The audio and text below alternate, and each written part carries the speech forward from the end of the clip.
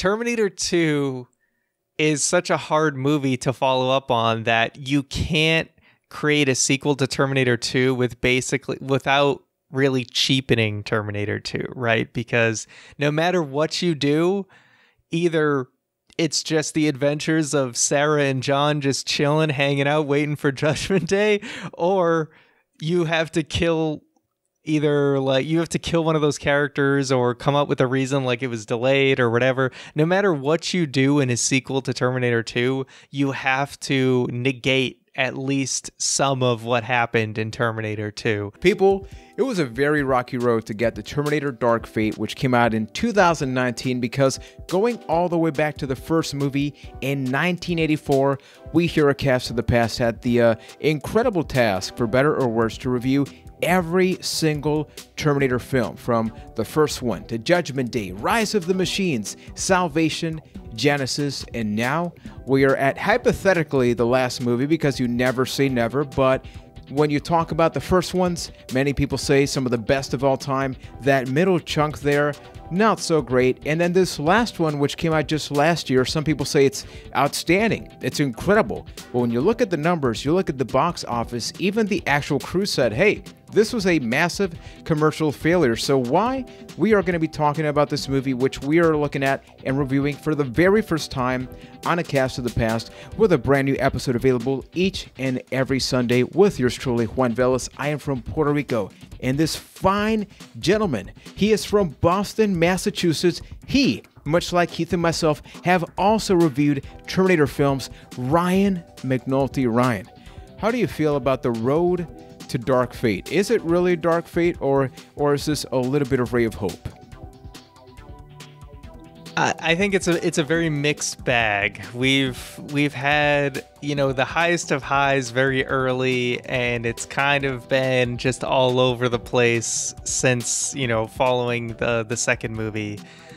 So I'm still kind of collecting my thoughts, and I'm hoping this conversation will really kind of pinpoint how I feel about this movie, how I feel about the series as a whole. So this might be sort of a meeting of the minds here that's going to really kind of pinpoint where Dark Fate truly belongs amongst the Terminator films. Absolutely. Now from London, Ontario, Keith Hamilton. Now, Keith, in your case, we did not have the best experience watching Salvation and Genesis. They definitely had their positive things within all of that rubble. Getting to Dark Fate, how was that hype level for you? I went into it wondering if the true Dark Fate was the movies we watched along the way. I mean, kind of really. It's all that needs to be said. Yeah, that was pretty much it. And people, if you enjoy what we do, you can check out the Discord over at acastofthepast.com/Discord. If you enjoy the podcast episodes, leave that 5-star rating on Stitcher, Apple Podcast, all that good stuff, and subscribe at youtube.com/acastofthepast, where you can check out a video version of all of these episodes, so you can check out these lovely, beautiful faces, especially during the bad episodes, the bad movies. I think it's a very torturous, but sorry to derail you for a second. I just want to say I thought about that joke at like 11 o'clock this morning, and I've been sitting on it since then, and I feel so happy that it's been said and it's off my chest. The question, you may continue though, this. Was it worth it? Was it worth it, Keith? 100%. I saw Ryan snicker, and that's all I go for in life, just to see that face snicker. Ryan's just like, let's just move on, man. Let's just move on. So, I'm never the fun one here, am I? Ryan, we have fun on Sunday mornings, Keith and Ryan. We have that. But here, when talking about the Terminator films, just for some additional context, because this is one of our heaviest episodes, because we've never reviewed 6 movies within one franchise, right? So the first one, Rotten Tomatoes for reference, 100% score, 93% on the second one. Let's never forget the first one had a lot less reviews. When it comes to the third one, we got 69, nice, and then Terminator Salvation got 33%, so we are definitely on a downslope. Terminator Genesis does not make a comeback at only 27%, and then Terminator Dark Fate got a 70%. So needless to say, the third best reviewed Terminator film. Now, I'm curious here. I'm gonna start this off with Mr. Keith Hamilton. Keith, in your case, when you look at that 70%, we said on the previous episode that Genesis, even though overall it was a story mess, it had some redeeming things. So we kind of even said like it was kind of like the top, like the third movie that we enjoyed. I don't out think of all it of deserves that low of a score at all. But seeing this one with a 70%, would you agree with that number? I actually think that's pretty fair for Dark Fate. I walked away from it thinking it's about a 6.5, 7 out of 10 movie. It's a really, really solid step in the right direction of this ground that the Terminator franchise lost ever since T2 of just trying to recapture that magic. I would say that this movie gets as close as that franchise has gotten, but there's still just little bits of it that are still just a huge mess. So yeah, I'd say this is probably the most honest Terminator review outside of T2, because hey, I love T1. That is not a 10 out of 10 movie, and that also has its faults. But as you mentioned, it's just a matter of, well, Rotten Tomatoes didn't exist in 1984 when it first came out, so it's kind of a retroactive thing. But this is this is the most honest Terminator film review score that I think that there is. In your case, Ryan, when you look at that, especially considering that the previous ones, I think we've had very few film franchises where movies tarnish the reputation, right? We've had like mediocre films that people still kind of go back to, right? Even like like some of the other like Vin Diesel, right? We've had a lot of actors in films that they lose some of that prestige. And even going into this one, people are like, do people really care about Terminator at this point? Do people care about the T-800? I mean, how many stories can we say? Having seen this one, what was your take about it? I think the 70% is honestly a little bit higher than I would grade it, but I don't think it's like out of the realm of possibility that it could be there. We're kind of looking at it through a different lens. Maybe if you just look at it as it's a standalone film and just the context of like everyday action movies, 70% might be fair. But through the lens of Terminator, I think it probably stands around a 6 out of 10, just because you're looking at one of the greatest action movies of all time is in that same exact series. So it really was a bit of a mixed bag, but I think it is, putting the first two films aside, it's definitely the most competent, Terminator movie. Then, it's definitely better written and, thought out than any of the other sequels that came after Terminator 2. Is it the most fun? I'm not so sure. It definitely has its moments. So I'd like to dive into that a little bit. Because this is the 6th movie in a franchise, can we actually look at it as a standalone film? Like, is it fair to do that? Because it does have the name Terminator on it. So are you allowed to give it a pass that way, I guess? I think it's difficult, at least for me. It's impossible because it's the 6th film. I think the X-Men films, you can look at them as a good example, right? Where the first 3 are very different, even cast-wise, right? It's like you have Magneto, you have all of that, but the casting is different because of the time period, but you still think about all of that as X-Men, right? And at least for me, when I was looking at this film, I'm like, okay, you could really tell that they're just like, let's focus on Terminator 1 and 2, and the rest just never happened, which I think that was like the overarching theme of these movies, which is like something else didn't matter. Yeah, this is what the third time that's happened now. Let me actually rephrase or kind of reframe what I was talking about, because I think I definitely said it wrong. What I kind of meant to say was that we have watched all of these films very close together. right? So it's much easier for us to compare all the different Terminator films. Whereas if you're someone who hasn't seen a Terminator movie since probably most people saw, Rise of the Machines was definitely big in 2003. The other movies that have come after, not as big box office hits. So let's say your average Terminator fan hasn't seen a Terminator movie since. Yeah. T3 was the last one I watched before this year. Yeah. So let's say you podcast aside, someone like Keith saw Rise of the Machines in 2003 and they haven't seen a Terminator movie since because everyone said don't bother with the other ones. And then you come into Dark Fate. I could see how people would say, 7 out of 10, like, okay, this was definitely a worthy Terminator movie. Or even if the last one they saw was Salvation or Genesis in 2015, it's still been quite a number of years. Whereas we're coming in, we're pretty fresh on every single movie. And maybe that's why we're being a little, like, I feel like, at least in the case of Keith and I, we're being a little bit harsher on it than the 70%. Actually, you know what? I would even say that it's very interesting because I would think the opposite. Because for me, I seriously enjoyed this film. Like, I would easily say it's my third favorite Terminator film by far, because it has 3 faults more or less for me that it took me a little while to win me over again, and we'll talk about that. I mean, one of them happens in the first 5 minutes of the film, right? I don't think I've ever seen a film that does such a dramatic action at the very beginning. Oh my God, that was so good. Like, I was all in the first 5 minutes of that movie, and then it lost me. I'm gonna be curious about that, because I think that, we always talk about the roller coaster ride and the fact that you think about the end of the movie more than the beginning.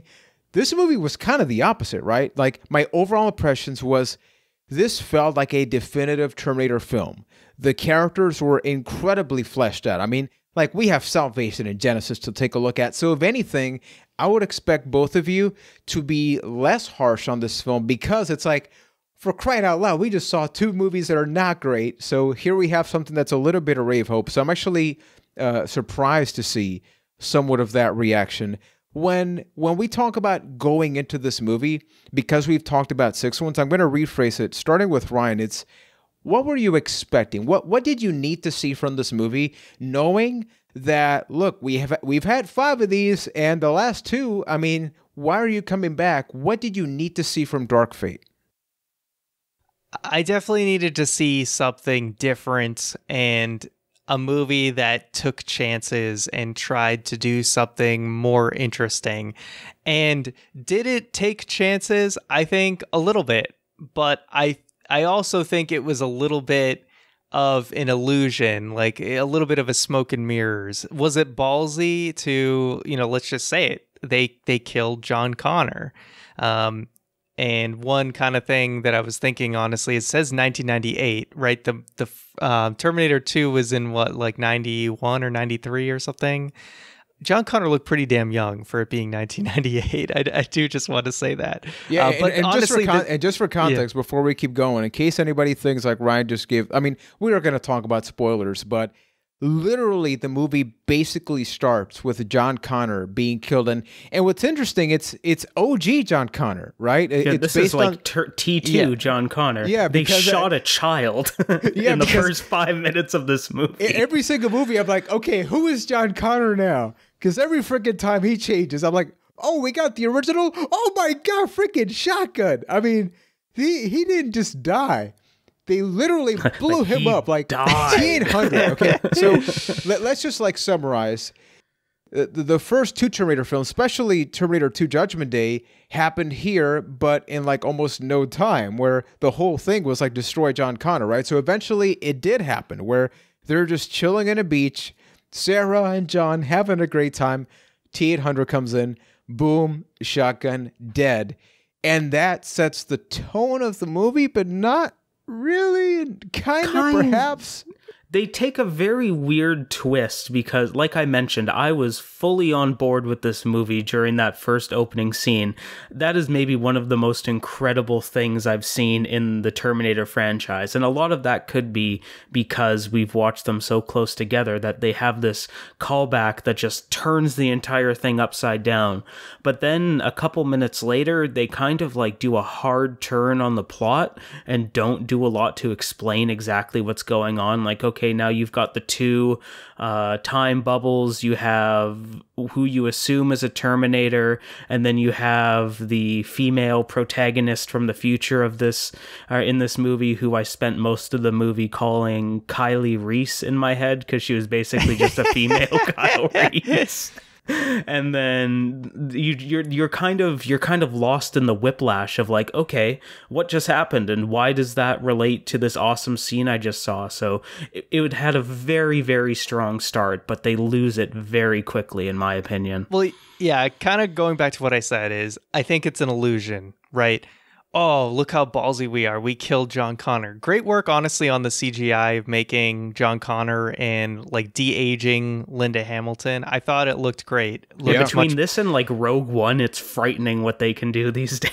Yeah, I think they did a much better job than Rogue One, to be honest with you. And granted, they didn't have to have like Tarkin through the whole damn movie.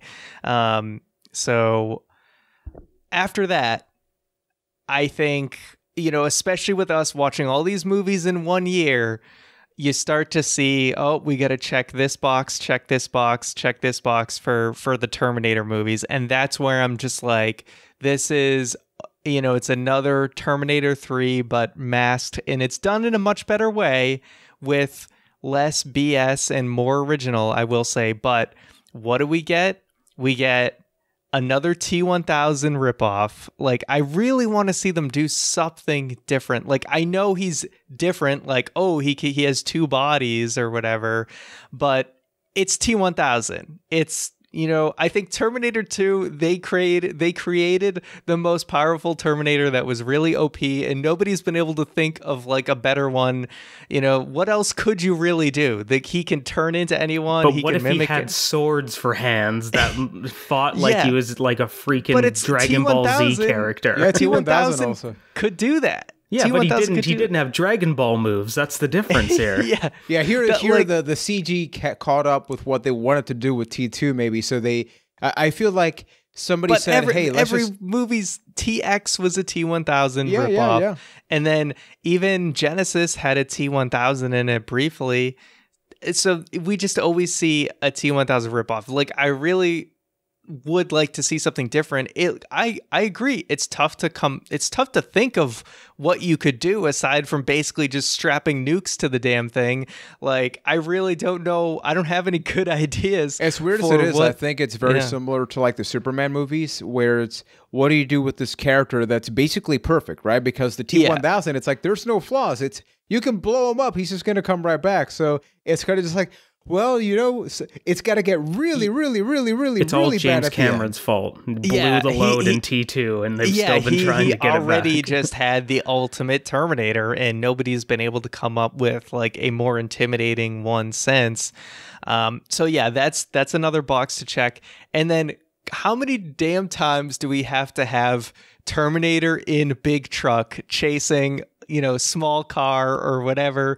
Like, we get this damn chase scene in every single Terminator movie except for Salvation. You know, as many times as they have to end in a factory. That's how many. Yeah, exactly. That was my other one. Exactly. It has to end in some sort of factory or whatever. So that's my point is, yes, it took chances. And like I said, I think it's a more competent film than any of the other ones aside from the first two, but I still like it hit those tropes, and I'm like, okay, yes, this is better, but how much better? We're treading these same waters over and over and over again. It's going to be... I find that so interesting, because we came to the same conclusion about this movie, but what we were expecting were exact polar opposites. Like, I went into this movie just wanting more of the same good movie I've already seen. Like, judging by the last five, we know at this point we're not going to get something that meets Terminator 2, and this one doesn't. But if this was a perfectly competent Terminator movie that had that, or got even just a little bit close to that nice balance of humor and action that we found in T2, that's all I really wanted out of this movie. And that's kind of where it fails, because the humor is kind of there, but at the same time it's not. Like, they don't go far enough with that, and it's very backloaded in the movie, so you have to get through a lot of stuff just to get there. And then same with the action in this movie, as over the top and crazy as it is, it really bothered me some scenes, because you could almost feel the 2019 oozing out of it. Like, hey, we can do CG things now, so now we're gonna have these crazy moves using spears as javelins, and just like very, very over the top, very much not what those first two Terminator movies are about. And to be like, I was gonna say, that's what annoys me about every action movie these days is, I mean, not every, but the majority. Your typical summer blockbuster, this is the action, and I'm so tired of it. Like, do we need to be floating around a crashing plane, like doing all this crazy shit all the time? You know, like it's similar to like the runway in like Fast 6, I think it was, where it's like, how long is this damn plane gonna crash? You know, like how long is this thing going down? This is the world's longest runway, that there's still runway here. Yeah. But I think in some instances that's okay when the movie like perfectly articulates the rule set that happens in that film, where these are the expectations. You know, this is what the bad guy can do. You know, this is what the good guy can do. How is the good guy going to overcome the bad guy within these set of rules that the movie has created? The thing that really bothered me about Dark Fate, and where it lost its point for me, is that they changed the rules many times throughout this movie to make it convenient for the scene. Like, okay, you think, what was the name of this Terminator model anyway? Was it like the Rev 9? The Rev 9, right. It sounded like a car. But like, just when you think you have the Red 9 figured out, like, okay, this is the limits that he has. This is the boundaries that he's operating in. Oh, now he can turn into 2. And then I spent most of the movie trying to figure out, like, okay, one's like the Terminator and the other one's the T-1000. And then you're like kind of left thinking, like, okay, well, they just keep escalating all this rule set, and you're kind of left wondering, well, what are they going to do next? And not in like the good way, and you're trying to like desperately to keep following along so you can understand what's happening kind of way. And that's where it lost me for the most part. Yeah, I thought that they could have easily made some play about. They don't even acknowledge him splitting into 2 forms. Like, obviously they're fighting him and stuff, but they're not like saying, "Oh, what is that?" You know, even nobody's just a line explaining like, "What the hell just happened?" Nobody. Yeah, they're just like, okay, they're just rolling with the punches. And I really thought something was gonna come into play, like when he splits into 2, like maybe one form, his true form is like more vulnerable, so they have to like bait him into doing that. Yeah, that's what I thought was gonna happen. Yeah. And they're really nothing. I think the trickiest thing about this movie grinder is victim of circumstance, because that we are wrestling fans, and I think wrestling, you kind of have to bring it up, where we've had in wrestling times where one character, they do a complete character change, right? Like, oh, this guy's a good guy, then he's now a bad guy, and then if you don't feel like something was justified, you're like, dude, don't expect me to just magically accept something happening. We got 5 films before this, and I feel like whoever sat down in the production, I just felt the production meeting in this movie of them going like, you know what, guys, here we go. We're finally gonna make the good one. Like, it is us. We are gonna make it. And I honestly think that they did. Where they failed is you have to recognize that a moviegoer's not just going to go into this thinking like, oh, the other 2 don't matter, because they totally do. Like, people sat down. It's like, I don't think anybody went to Dark Fate having it being their first Terminator movie, right? Like, the whole concept is like, it's the 6th film. You have Linda Hamilton coming back as Sarah Connor. So just right there, if anything, as a casting choice, just by getting Linda Hamilton in there, you are committing to the history of Terminator films.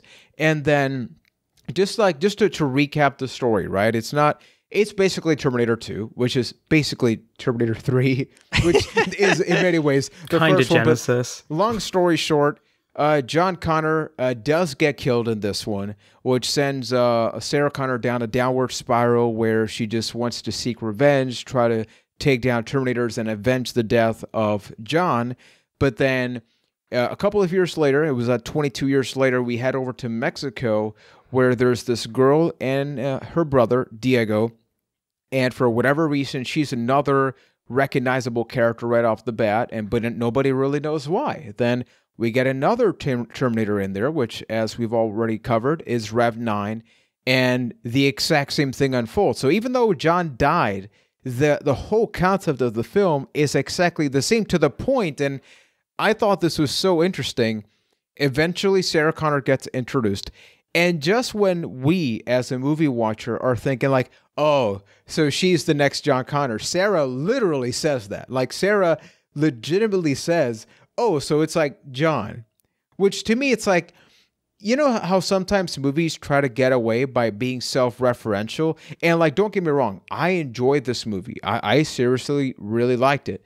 But I thought that they made some very questionable choices where by committing to the character of John Connor, who's not even in this film, but you can't take that stank off, right? It's like you're still basing this whole concept of the story and what the character of John Connor personifies. It goes into your point of you need to know the story of John Connor in order to fully understand the plot, right? So they can't have it as that standalone thing just from referencing John throughout the entire movie. And the whole thing, and I actually want to jump into this immediately, and it's going to be one of the few times where, you know, I usually like to bring up some interesting data.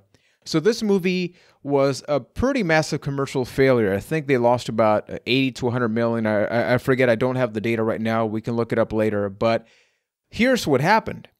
That John Connor scene happens in about the first 5 minutes, right? Guess what most reviewers spoiled about the movie when they went out of the movie theater? It was exactly that. And a lot of people are attributing to the fact that by somebody saying, hey, the original John Connor's here, oh my goodness, they killed him immediately, that actually turned away a lot of people. And starting with Ryan, the question is, having seen the full film, understanding Sarah Connor and the whole relationship with everybody, honestly, do you think it was worth it to kill John Connor in the first 5 films, in the first 5 minutes? I think so. That's one of the things I have like the least issue with in this movie. I do think the trailer did a really bad job of selling this movie. I was seeing a ton of movies when they were showing this trailer in theaters, so I saw this trailer a lot. And first of all, they spoil Arnold being in the movie, which I think would have been a nice surprise. I mean, people expect it at this point or whatever, and he's basically been in every single one, whether it's CGI or not. But it would have been a nice surprise because as soon as they said, oh, the texting or whatever, I knew it was going to be Arnold because I knew Carl, because of the trailer. About Carl, you know? Ryan. Yeah, Carl, whatever. But the John Connor thing, I could see when people hear that it would ruin it, especially if you haven't seen the rest of the movie. Like if that's all you hear, you'd be like, what? That's stupid. And then no one would want to see it. So totally understand that aspect. But having, seen it and not really knowing that was what they did, I thought it was good because basically this movie is the better version of Rise of the Machines, right? Because while Rise of the Machines instead killed off Linda Hamilton off screen and just said, oh, Judgment Day's been delayed, and you're just like, what? You're kind of nullifying, Terminator 2. This movie says, okay, well, another Terminator eventually shows up, kills John Connor, so now the timeline's completely changed, but we still have to stop Judgment Day or whatever. So it's just a ballsier version of Rise of the Machines, but is like, I still I think it's better than Rise of the Machines, but again, it's still like not this amazing original film. It's just, it's how different would you feel if let's forget Rise of the Machines, and I know it's difficult, but hypothetically, right? And I feel like this movie attempted this. Forget about Rise of the Machines, Salvation, and Genesis. If this was the third film, how different would you feel about it? I think I would feel a lot better about it. I definitely do think I would feel much, much better about it. But because we've watched 5 of these films this year, I think part of that like Terminator fatigue has kind of set in. So when I've seen all this stuff, 5 times before. So I think that's why I'm being a little bit more harsh on it. But if this was just the third film, I would be like, okay, is it as good as the first 2? Hell no. But it's fine. Yeah. It's interesting because yes, that I agree. The John Connor thing does kind of suck at face value, but it's one of those things that the more you kind of dig into it, I think it becomes better, better the deeper you go, because in my opinion, the fact that they did kill off John Connor, it created one of the most interesting wrinkles in the movie in Carl, or the original Terminator that ended up killing him. It's the most original thing that this movie does, because you don't get to see what happens when a Terminator completes its mission. He just kind of he has no purpose in life, and he's just stuck in the past to live his life out. It was a really cool wrinkle and a new approach to just this killing machine that they've been building up throughout all of these movies. And I guess if you really want to break it down, it's another reason why Arnold can be a machine and be a good guy, but I think that was a really good one of those this time around. Yeah, that was them in the room like, how do we get... I feel like every writing room past Terminator 3, from Terminator 3 beyond is, okay, how do we have Arnold in this movie? Like, and how do we justify the fact he's old now? What if he has feelings? Yeah. But not really. Not really. It's a little hard to believe if we look at Terminator 1, right? Arnold was a straight up Terminator that, yes, he was on his mission, but he was also killing everybody in his path, like to a ridiculous degree. Now, granted, yes, this Terminator completes its mission, and we haven't seen that before, but it's a little hard to believe that he wouldn't just start mowing people down or something like that. He was mowing them down because they were in the way between him and Sarah Connor. Granted, it's a little bit hard to believe that all of a sudden he's just chilling. But who knows? I would feel like they're more likely to just shut down or explode or something like that. But who knows? Yeah, because that's the whole concept, right?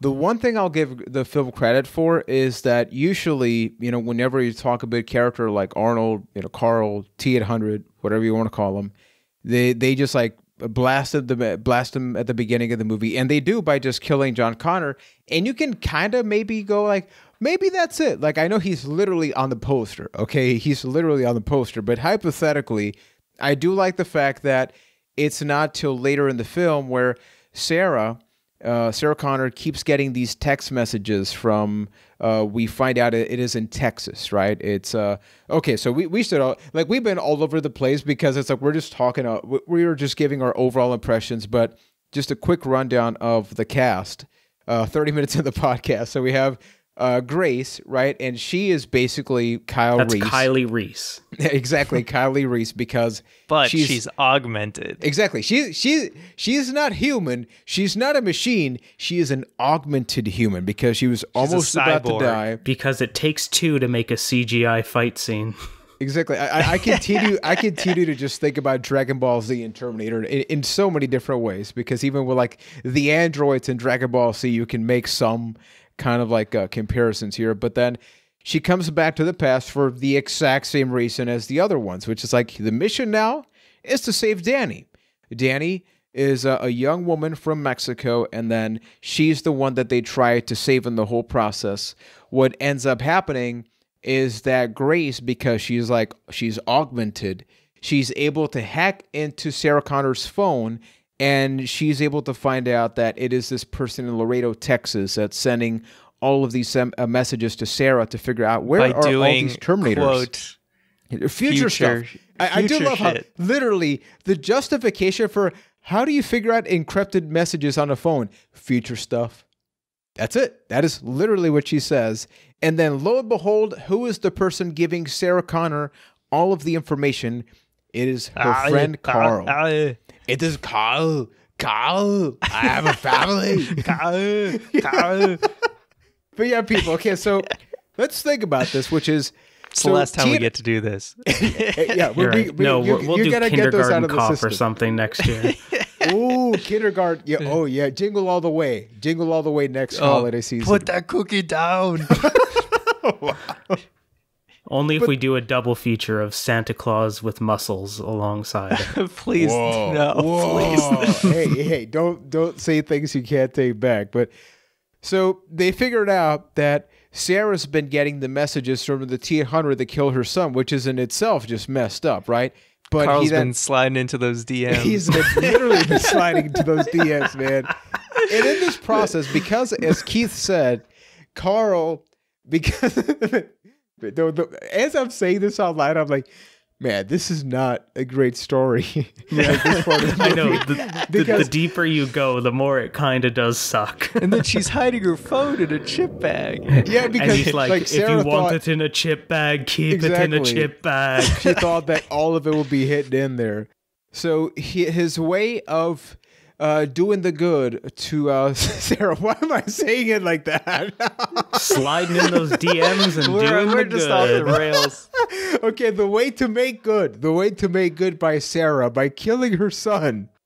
Because of course, you got to make good by that, is by sliding into her DMs and letting her know where the Terminators are. And because, as Keith mentioned... Which is another, like, just all of a sudden... They can do that now. Oh yeah, no. There's two things of just they can do that, which we'll get to in a second. But yeah, speaking of Dragon Ball Z, apparently Terminators can sense like energy. Like yeah, man, the power levels, and then it's the whole process that because the T-800 lost his purpose. I mean, they have scouters, so he just gets a family, Keith. He got a family. I mean, what else do you do from mowing a child down in the chest with a shotgun to raising one of your own? I have feelings now. It's just, man, saying this out loud, I don't know if this is the best plot or the worst plot. What say you, Ryan? Like this part, not the whole film, but let's think about Carl. I would like to watch a movie about Carl. Would you like to watch a movie about Carl, yes. Ryan? Oh, 100%. I would love to see Carl like consult on his blind business. Or it was drapes. They're drapes. Drapes, yeah. So, and by the way, for those that haven't seen the film, it's because he legit has a family. He goes by the name Carl. They even ask, like, hey, how does she not know that, you know, they want to talk about the naughty stuff, but he's like, it is not a physical relationship. It's like, oh, okay. Hey, you guys figured everything out. I was you have the answer for everything. Yeah. So, what say you about when we finally get this combo of Grace, of Danny? You know, all of her family died. So her brother, her dad's dead. Everybody died. You're doing a terrible job of explaining this movie. Yeah. All right. In the end, we got. Yeah, Grace is exactly the Kyle Reese. Danny is the new John Connor. And so it's not, you know, first they hint like, oh, it's her son. No, it's actually Danny herself that leads the resistance. So we eventually get to a showdown at another factory / foundry / it was a dam, actually. But of course, they make it into some factory-like facility. And then you have the showdown and, you know, Carl ends up sacrificing himself along with Grace using her augmented power pack, whatever it is. See, that was another just like convenient thing of like, oh, there's nothing left. Oh, wait, I have a battery and let's stick it in his skull. We have one more final weapon. Me. Okay. I need to know if both of you were as upset as I am, because At one part of the film, they figured out, yo, the Rev 9, pretty tough stuff, right? So we need something to take him down. An EMP, and then Tara just goes like, yeah, I got a guy. And then they just get the EMP. Yeah. They just get the EMP. It's like, it's there. It literally took them like 30 seconds. And that part I was like, you know, I would not be opposed to that being a little bit fleshed out. That happened way too easily. Military's involved now. It's like, what? That was the dramatic shift, right? Yeah, they just like, oh, I got a guy, and this dude shows up, and then he gets shot, and it's like, and that's it. Yeah, and they're super okay with the fact he stole an EMP, and they go on a military base. Like they even make a line about like, oh, I wouldn't commit treason for anybody else, and then they totally throw that out the window. And then she's wanted in every state, so it's like, what? But the movie just kind of contradicted itself. What say you, Ryan, about this this chapter of we finally have what we need, hypothetically, and then I feel like they really go back to Terminator 1, if anything, of tone, even more than 2, because, you know, 1 had that darker tone, and here the movie takes a real dark shift, right? Like, I mean, it is Dark Fate, it's in the title, right? So in addition to that, it's like everybody gets messed up, you know, Carl gets his arm torn off. It's just... all messed up. I don't know. It still felt like every action movie nowadays feels like a Marvel movie to me, and I'm kind of over it. So like I'm so bored of every fight scene, action scene, unless they really do something interesting. So when they're flying around doing superhero stuff all the time, I'm really just over it. Nothing impresses me anymore. Maybe I'm just super jaded, but I think you are. Yeah, I think so. I don't know, but you know what I mean? This big CGI fight fest. The reason it works in the Marvel movies is because you actually care about the characters, and I think that is the fundamental flaw of this movie. Is even like I found myself not caring as much about, you know, Sarah Connor as you would in the first 2 films.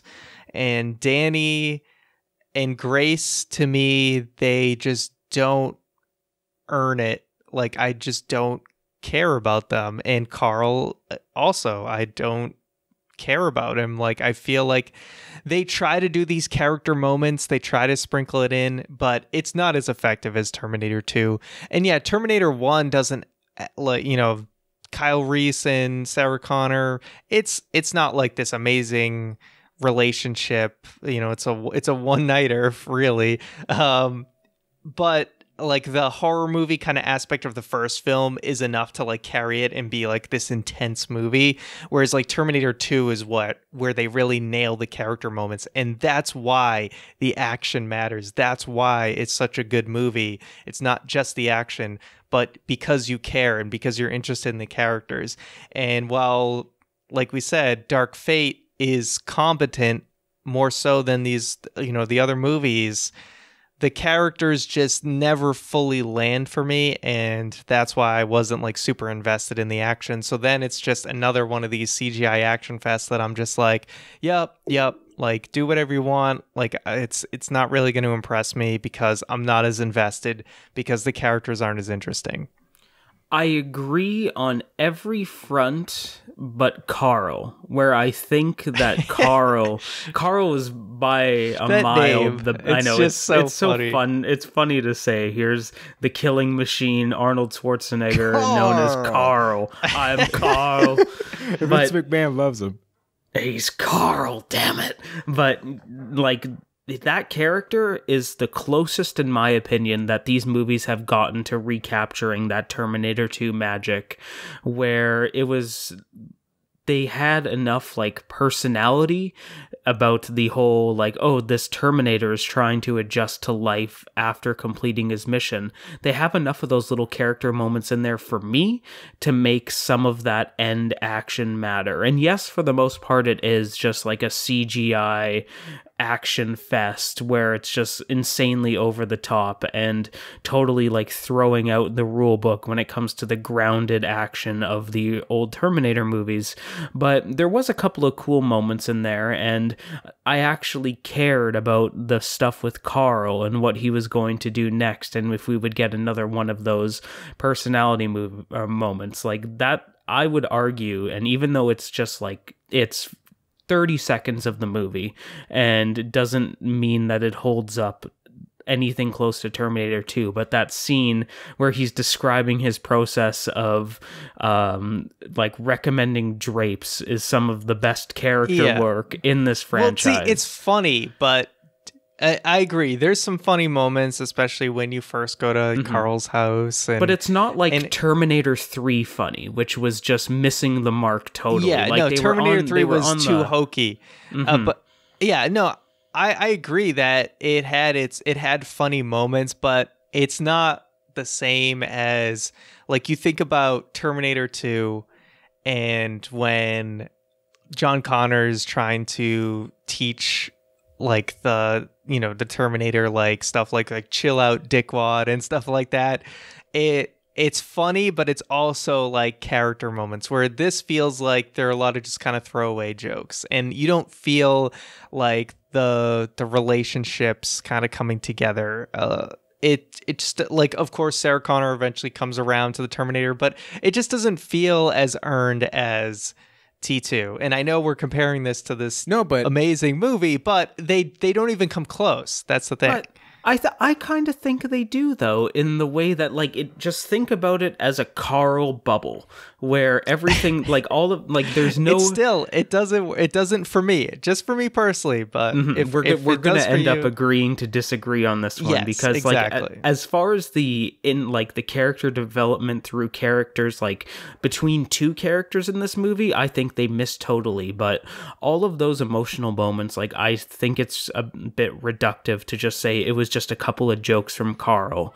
It all happened inside of this Carl bubble where, yeah, they didn't have somebody like John Connor to teach him these emotions, but they take the moment to go through explaining that he kind of had to teach it to himself, where he spent all of these years, like, eventually realizing what exactly he took away from Sarah Connor and tried to, like, anonymously give her revenge and help her work through it. Like, I do think it exists with Carl. Character development, you know what I mean? It's cheap. Here's the thing. Let me be the middleman here. First of all, as far as Carl, I completely agree with Keith where I loved, like, the T-100 in this movie. I really do feel like it is the closest they've come in a natural sense to what T2 happened. Here's the thing. Here's my part. In T2, he had all of these personality traits without having to kill John Connor. One of the main characters did not have to die for that. Yet here, the whole thing is based on, oh, we had to kill one of the most iconic characters from Terminator for them to end up doing the same thing. And then that's a good think point. Think about the whole concept that Sarah, for 22 years, she said it like she became an alcoholic. That is her mission, right? Her mission is to destroy Terminators. Then she figures out Carl is T-800, and there's like this whole depressive moment that lasts all of 30 minutes, and then she's kind of like, I'll kill you after this. It's like literally the whole movie is based on he killed your son. And then you are just as okay here as you are in the other Terminator films with the companionship, which makes the whole concept of killing John Connor completely unnecessary because none of this movie would change. T-800 is still a Terminator, right? So they could have easily done any other small, I get it, his objective was to kill John Connor, and then because he killed him, he had nothing else. It's movie magic. You can make 80 different things that wouldn't have included killing John Connor. Sarah could have become that much of a better character. You could have included, like, it's one of the rare occasions that I'm like, why did they save that Carl, that T-800 for the end of the movie? You know, I just don't get it, because the storytelling, even when they go in and there's like all these weapons, right? And then Danny asks like, how do you have all these things? He's like, well, just in case, you know, humans are messed up. Also, we're in Texas. I'm like, I want more of that. How come we got so little of that so late in the movie?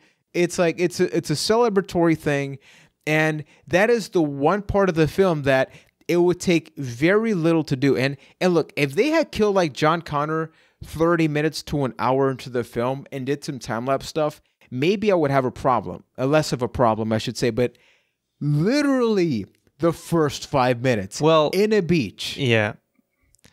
The beach matters. But yeah. If you don't kill John Connor, what's your movie? Because, right, if he's the savior and he doesn't die, then nothing really but is that's going the thing. to happen. It's like you can't then establish Danny without John Connor dying. No, exactly. But that is the problem that I have with the plot, which is that by introducing Danny, they still they could have just done an alternate version of Terminator 2 at this point, because they killed the character only to do the exact same. I mean, even Kyle Reese is freaking recast, right? So it's like, at the end of the day, is the movie really that different because of a few characters? No, it's not. Yeah. But that's the thing, is Terminator 2 is such a hard movie to follow up on that you can't create a sequel to Terminator 2 without really cheapening Terminator 2, right? Because no matter what you do, either it's just the adventures of Sarah and John just chilling, hanging out, waiting for Judgment Day, or you have to kill one of those characters or come up with a reason like it was delayed or whatever. No matter what you do in a sequel to Terminator 2, you have to negate at least some of what happened in Terminator 2. And that's definitely a problem. But the core of what I was trying to say beforehand is it doesn't have to be the humor has to create character development or whatever. I appreciated the humor in this movie. The ultimate thing is I just don't feel the relationships between any of the characters really gripped me in any way. Like when even rewatching Terminator 2 this year, you still get emotional at the end when the T-800 has to go into the pit of lava and do the thumbs up at the end. Like, that is still a emotional, captivating moment, even when you know exactly what's going to happen, because you feel and you recognize the bonds between these characters. And none of the characters in this movie have that at all, not even close. And I think they actually had it. I don't know if it was in the cutting room, and we'll never see it, but there's one scene with, I think it's Danny and Sarah, where Sarah says that she doesn't have a picture of John and that she's forgetting his face. And I'm like, that's freaking deep, right? Because it's like a mother forgetting the image of her son. And I'm thinking, okay. Did I watch the extended version or something? Because I saw that scene. Yeah, I saw that scene as well. Yeah, no, but what I meant to say is that I more wanted more of that. Like, we got that, yeah. But I'm like, dude, give me that. I'm like, that is the movie that I want, because that is why I am so upset at that, because I'm not against them killing John Connor, right? Because the story of like Sarah Connor seeking revenge, but then having to coincide with the Terminator that killed his son, that's a freaking amazing plot, right? Because like the psychology and all that, but because you introduce Danny and Grace, you focus so much on the characters that are least interesting, and I actually think Grace did a decent job. I think Danny as a character was far too weak. John had style, right? Like, let's not forget, like, you wouldn't get Hasta La Vista Baby without John Connor, right? Here, what do you substitute that with Danny? You don't actually have anything. Yeah, she was extremely one note, just yell a motivational speech 8 times in the movie. And the thing is, it makes sense because character. her brother and father just got killed, so she's not going to be making jokes, which once again, it's like you create the circumstance for a character that it wouldn't make sense for her to be funny or anything. Like, you can do a little experiment. Like, okay, name some traits about John Connor, right? He's like a rebellious kid. He like has a sense of humor.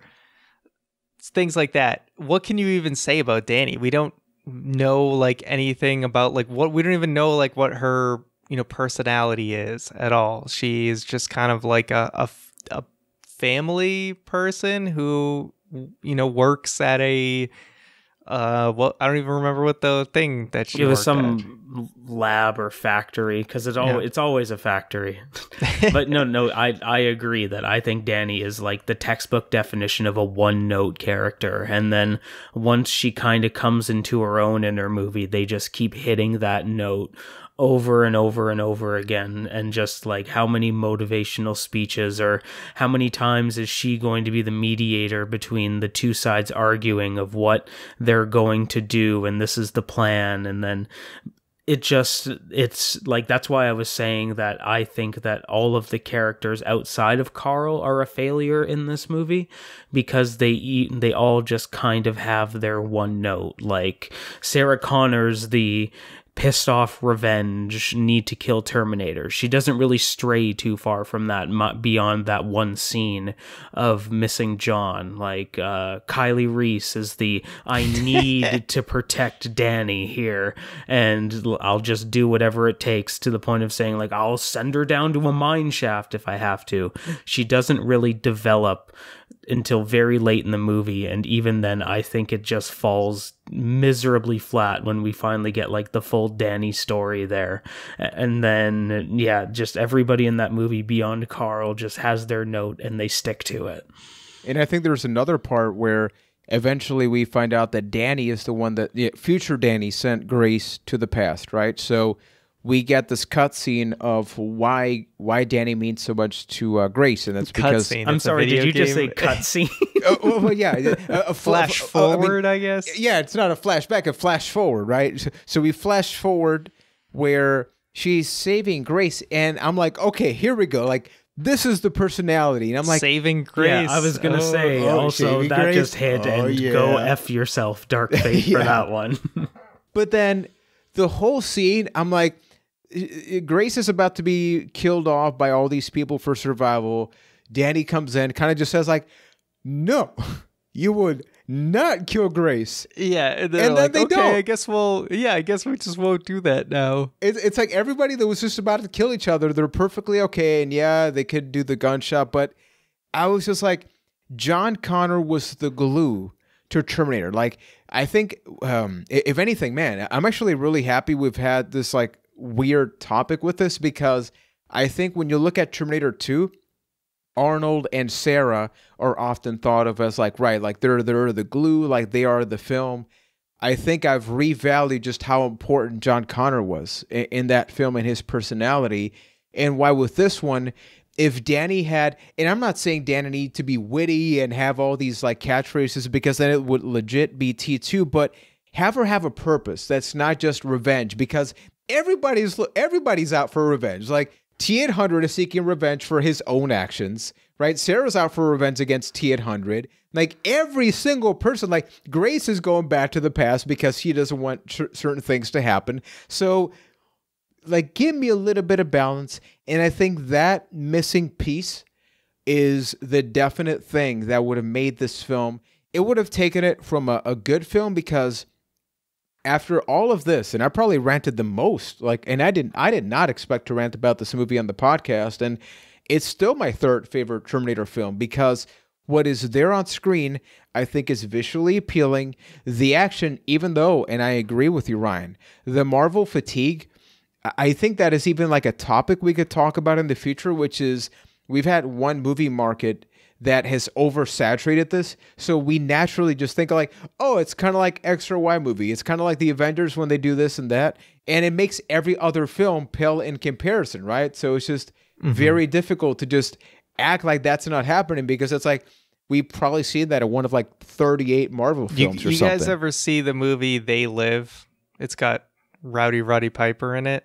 No, but I know the famous line from it. Yeah, you need to see that movie, because it has one of my favorite fight scenes of all time, and it's literally just two guys in an alley, and Piper's just trying to get him to put these sunglasses on, and they just beat the living hell out of each other, and it is amazing. It's like exactly like if you were to see two people fight in an alley, this is exactly what it would look like to some degree.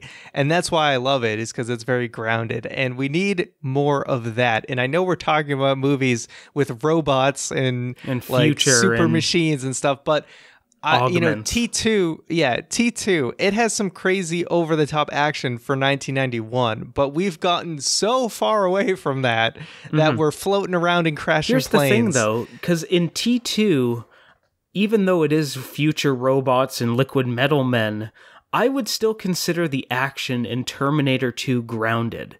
Well, like, if we're through the lens of 2020, I'm sure in 1991, it seemed like it probably felt very over the top. Yeah, that's fair. Given, technology and everything at the time. But yeah, to us looking back, we're just like, wow. The fact that it's amazing still, because there's a lot of action movies that probably haven't aged well, but T2 just hit the right note. Yeah, I actually want to get some comments here this is from the director, Tim Miller, which, by the way, I mean, We've talked about the cast, but the actual crew, like the production crew, pretty well built. So we have Tim Miller, who directed Deadpool and Sonic the Hedgehog. So two very solid films. It's quite a resume. Yeah, I mean, that's a pretty good resume. And if anything, it upsets me, because it's like literally the things that I would like more from these films he has done, and has done very well. And then we have, as a writer, David Goyer from Batman Begins. He wrote the first Batman, like from the Christian Bale trilogy. It's probably the best written one. Exactly. And then you have James Cameron involved. So it's like, man, this film could have not been good. It could have legit been as good as T2, at least like objectively or subjectively, I should say. Or it could have at least been in the same ballpark. Yeah, exactly. Now, I do have some interesting facts here, and let's see here. Let me get them over here. This comes to us from Collider.com, because the film, from what I've seen, it ended up making about $60 million, which is nothing. I mean, that is a commercial failure. It only did about $60 million more than what the film cost. And for a blockbuster film, right, that is atrocious. It is not budget loss, but not enough gained. And a lot of people started interviewing the director, just asking him, like, hey, why do you think this happened? And then he commented, the things they seem to hate most about the movie were things I can't control. I can't control you didn't like Genesis or felt betrayed by 4, aka Salvation. I can't help that.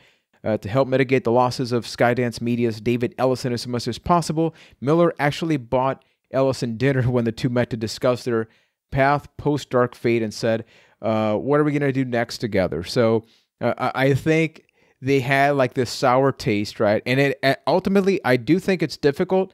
Where I think he failed as a director, and I'd like to get your feedback, is I get it. You had two not great films to go before the one that you made, but just pretending like the others didn't exist to create your own perfect film, I think that was the problem.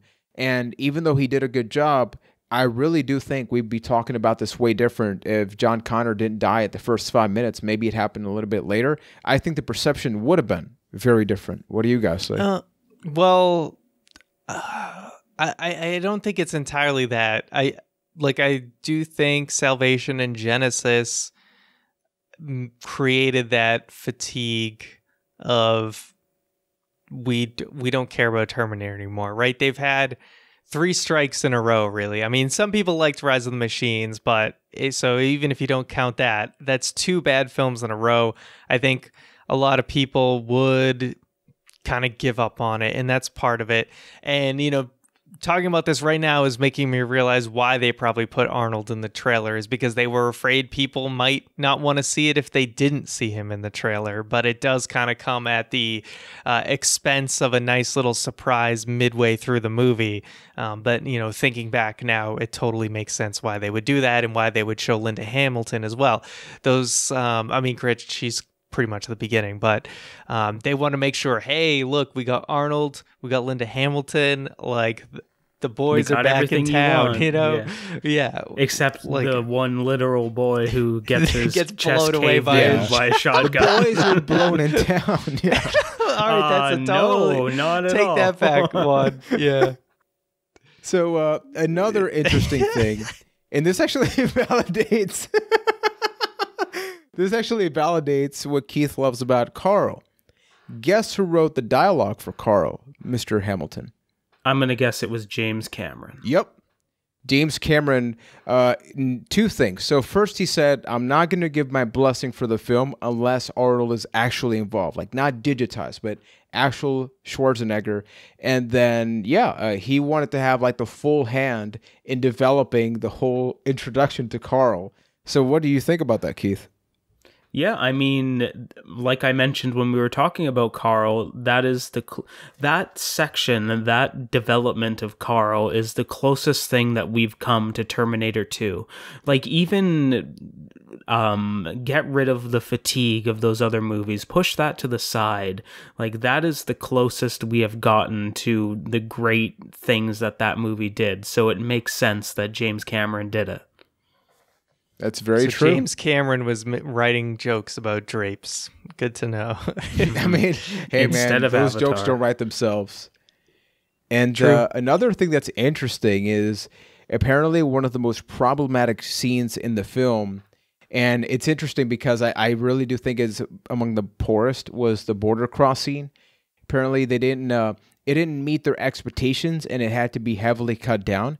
And I think you can definitely tell because it's one of those parts of the film that's kind of like, okay, it happened, but nothing really groundbreaking. I thought that... Yeah, all of a sudden they're there and then... Exactly. That did make sense. It's kind of like, you know, Danny's got an uncle. He's going to help me. Oh, you totally still got caught, though. So it's kind of like, whatever, right? Yeah, to me, that's my version of they shouldn't have killed John Connor. Like, if you wanted to make this movie, like, better, if I were to give my take on it, is just take out that entire, like, detained at the border action scene there and just get to Carl sooner, and that way you have time for that character development to really like flourish and have room in the movie, instead of like we're already like 4 major action scenes deep by the time they just get that far. If you got rid of that entire detainment thing and made the whole border less of a big deal, maybe just have the scene where they cross it and move on, go to Texas, like I think that's what would have helped the movie flow-wise, in my opinion, because I'm of the mind where, like, I think that John Connor thing is exactly where it needs to be in order to justify why they're putting so much of an emphasis on Danny. But if they just, like, got rid of that, I think it would have been a whole different conversation. Another thing that's very interesting, I'm literally reading this out loud now because I hadn't read it here, is that apparently, Tim Miller and James Cameron not BFFs after this film because there were a lot of creative differences. One of them goes back to Carl. So like, what I love is like it always goes back to Carl. Carl is in like the final fourth of the film. Yeah, it seems like this is where things broke down. Apparently, Tim Miller believed that Carl should have been upfront to his family about who he is, right? Because with his family, he never revealed to them that he's a Terminator.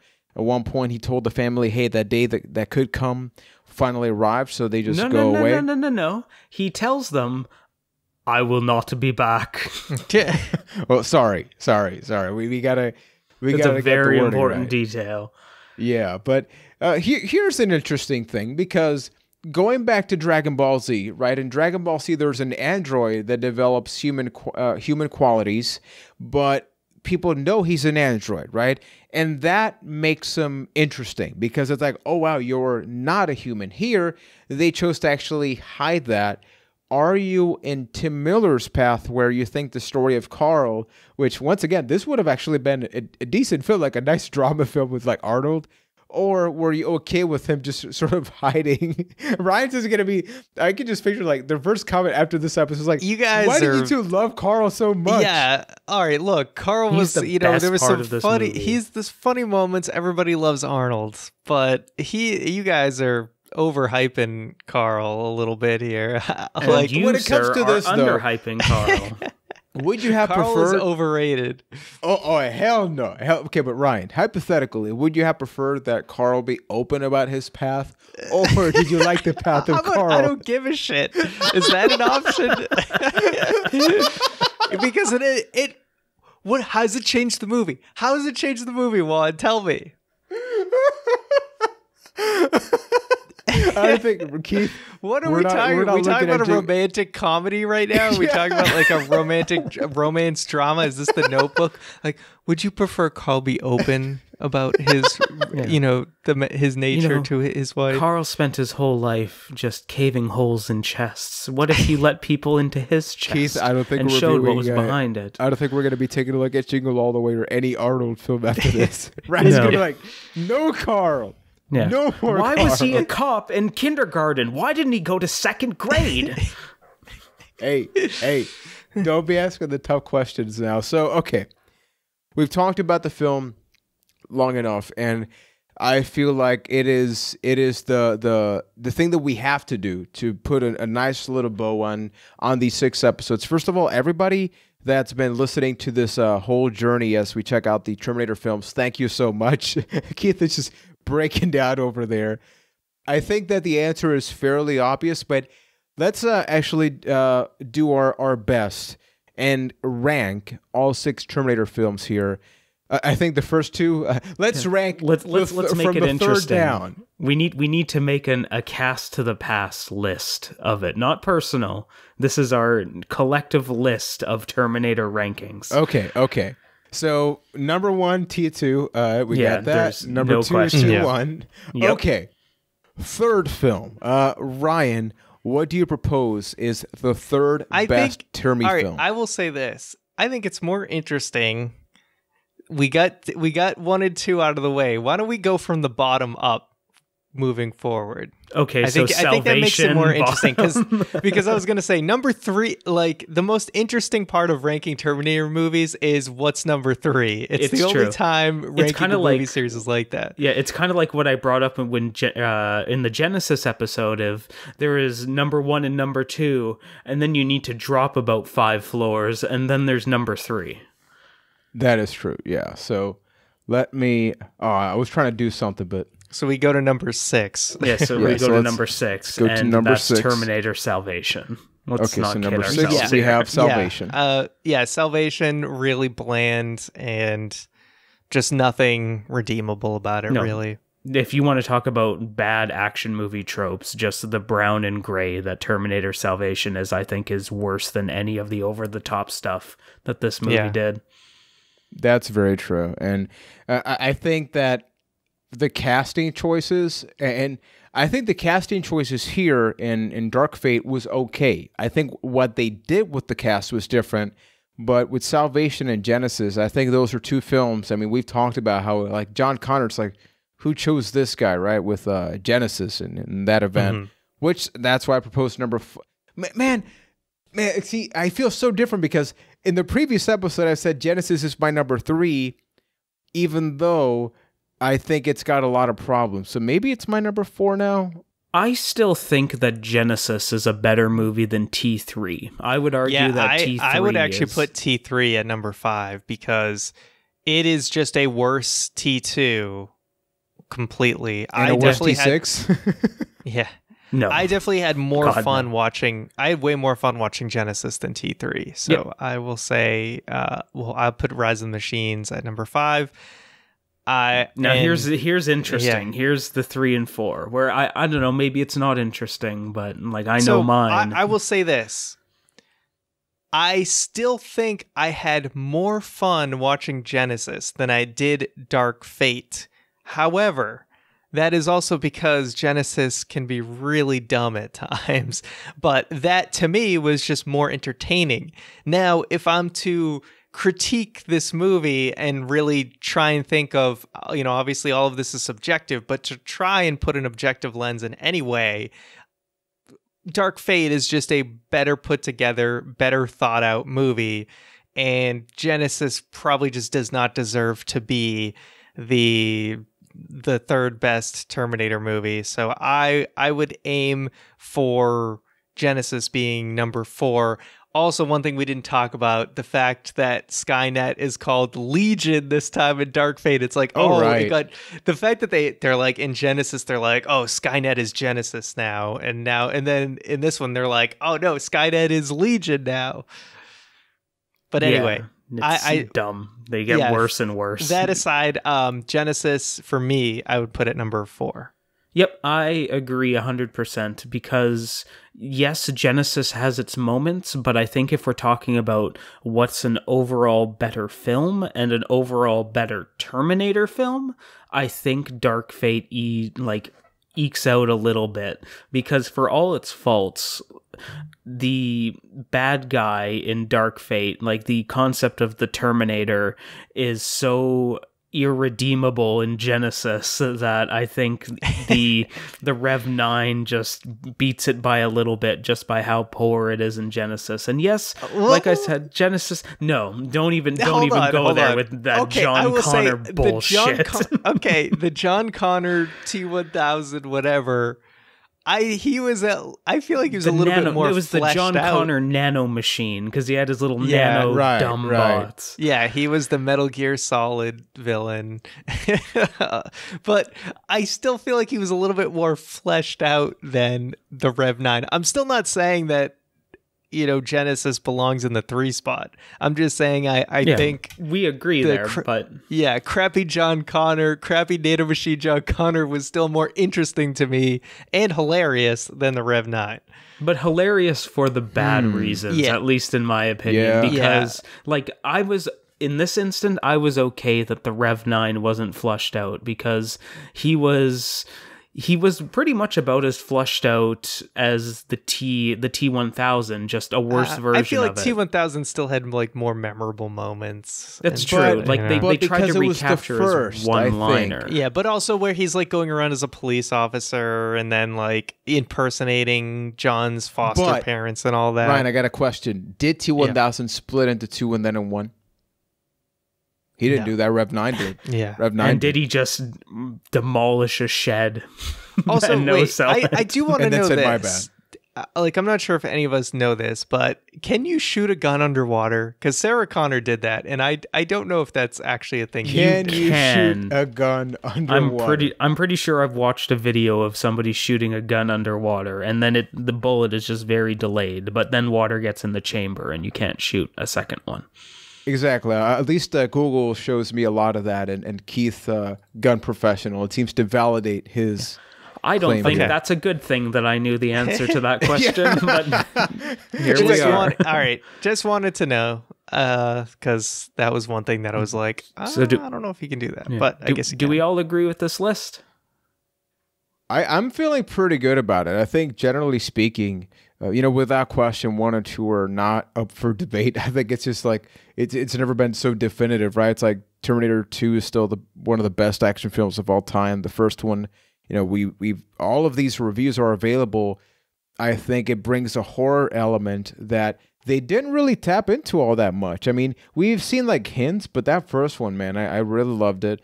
And I think Dark Fate is objectively a better T3, and it made me look at T3 in a very different light, where T3 looks pale in comparison. I think Genesis is going to be the most interesting one because it's like, from a reviewer standpoint, subjectively, not objectively, subjectively it is the worst reviewed, right? So it's just interesting that for all of its faults, we still like it more than other ones. And I think it's like, would you categorize all of these films? Would you call these popcorn flicks? Would you call them that? Yeah. I mean, I think they all are. They all are. I don't know. Would you call Dark Fate a popcorn flick? Oh, 100%. Yes. The only one that I would question it is T2, just because, yes, there is a lot of action and there is a lot of great action, but there's it's a little more under the surface. But I think that's what it's like, the ultimate. Yeah, if anything, like T2 is sparked, what are the terms? Yeah, T2 shows you what a popcorn flick, like the potential. Yeah, of one, that's fair. That's a good point. But yeah, I think this list is pretty solid. Pretty much, I think the only spots people are going to fight us on is really Genesis and Rise of the Machines. And I will bet you there's a lot of people out there that will fight hard for Rise of the Machines and even put it above Dark Fate. I'm sure those people are out there. And anyone who is like, need to rewatch Terminator 3, but, like, Rise just of the think Machine. About this. Think about this. If the first Terminator movie you saw in theaters was Rise of the Machines when you were like 10 years old, there might be that nostalgia for that movie. 100%. So I could see people, you know, with the rose-colored goggles fighting us on that. But I am completely behind this list. I think Genesis probably doesn't deserve as much hate. Look, it's got a lot of problems, but I think it probably gets a little bit more hate than it deserves. It does not deserve to be like have a lower number than Salvation. Exactly. Yeah, that is just wrong. Just straight up wrong. I'm afraid to go into this conversation, and yeah, we're going a little bit longer, but like it is the last Terminator episode, right? Like this is it after that. This is a year in the making. Exactly. So man, this is going to be tough. Okay, but here it goes. Terminator 1 and 2, always great. When you look at this, out of the 6 films, 4 are objectively not great, right? People will put them good to below, which begs the question, is the Terminator franchise vastly overrated and we kind of just got like a really good start that they never later achieved? Because you had 4 tries. I mean, not 1, not 2, not 3. You had 4 more after that to make it happen. I'm still going to say no to that question, even though there is more bad than good. But then I think that also opens up a can of worms like, would you call Jurassic Park overrated? Because there's two good ones of those, and it's I think it's in kind of the same conversation that way. But I think you can't consider the Terminator franchise overrated just because of that one shining star that is Terminator 2. Like it is the rare instance where a movie is so good that everything that comes after it doesn't weigh it down. Like it's almost like invincible to the bog that they've created in the last 20, 30 years since. So it's like, even though there's not much really to talk about and recommend beyond the first 2 movies, it's a case that they are just so freaking good that they justify the existence of the Terminator franchise in pop culture. I do think the Terminator franchise is overrated because really the first 2 movies are the only 2 movies that need to exist. Even with Dark Fate still being the 3rd best Terminator movie, if I were to tell someone, if you have to see 2 movies, it's the first. Like, I don't think the 3rd one, Dark Fate, is not a requirement for you to appreciate Terminator. And really what it comes down to is what we talked about here, and that is, to create a 3rd movie, you have to in some way nullify Judgment Day in one aspect or another. And I think that's a problem, and I think that kind of ignores the nice bow that they wrapped with Judgment Day. But with looking at, hey, having to look at all these movies, yeah, this is where they stand. But where we kind of were from the beginning is, see the first 2, and if you really, really like them and you just need more Terminator, go watch Dark Fate. But otherwise, just watch the first 2 and you're fine. Yeah. Watch Terminator 2 6 times and it'll still be great. Back to back, I would even say. I think I really agree with Ryan, because as a trilogy, I think they've always, even though they had 4 films after 2, I think they always went with the mindset of, we want that 3rd film. They want that 3rd slot to be the best possible Terminator film. And even from a production crew, like every time it was basically like, hit the reset button, we're going to make it happen. We're going to make it happen. And the basis of literally every single review we have done is they're redoing T2. Like the very best 3rd film of the Terminator franchise is just another version of Terminator 2. In the first one, we had Evil Arnold. The second one, we had Good Arnold. The 3rd one, we have Evil Arnold, but technically not. I mean, when we talk about Dark Fate, exactly. Yeah. Because of the action. So I get what they were doing. And when you look at all of that, it's like that is exactly the purpose. But ultimately, is the action or storytelling or characters better than either of the first two, which came out in 1984 and 1991? The answer is no. And you've had time. So even though I think it's quite the experience to take a look at these six films, I would have to agree that T1 and 2, majestic.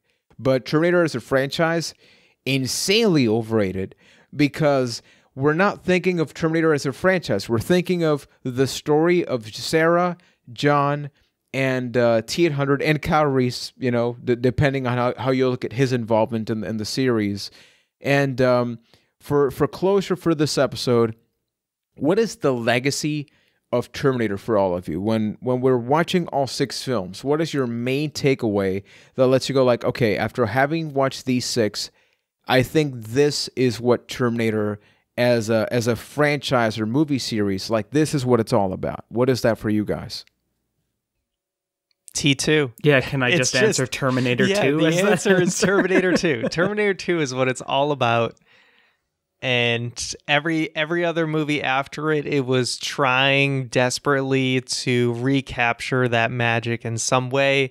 And it's just hard to do. I mean, capturing the magic of the original Star Wars trilogy is just as difficult as of a feat. So sometimes you hit it out of the park, and it's tough to ever recapture that magic. And they've tried and tried and tried, and they've had some areas where they've done better sometimes than others. But at the end of the day, T2 is Terminator. Absolutely. So everybody, once again, thank you so much for being part of this incredible journey. I think we're pretty proud, right? It's like our first time committing to 6 movies like throughout the year. Personally, I'm very happy because at the beginning, when we thought about this, we were going to do them back to back. Like, we weren't going to review at the beginning of the year. It's like, oh no, let's just like do all 6 films. That's something that was over the table. But we realized maybe it's for the best we spread them out. And even then, maybe you get a little bit of burnout because of the movie quality, right? So I'm very excited in 2021 to see what we could possibly cover in the same vein. Dark Fate officially is the most recent thing we have ever officially covered on the podcast. So we've talked about the Detective Pikachu movie and all of those, but not in a full review format, right? Like, this is our first in-depth movie review from 2019. So everybody, please don't be afraid to be part of the conversation at acastofthepast.com/Discord. If you enjoy this, please consider subscribing at youtube.com/acastofthepast or leaving that 5-star review on Stitcher, Apple Podcast, even on Facebook, which as of the publishing of this, some of the earlier Terminator episodes are actually available right there, so you can share them, you can have that conversation. And people, up until next time, Arnold, hasta la vista, baby. Because this has been the 6th review of Terminator films on a cast to the past. Okay. I knew it. I'm like, Ryan, get him out. Get him out, Ryan. I just want to say, I just give me this moment. Okay. Because I am an immature 12-year-old in a grown man's body, I am so proud that I went this entire episode without making a hot Carl joke. And that's all.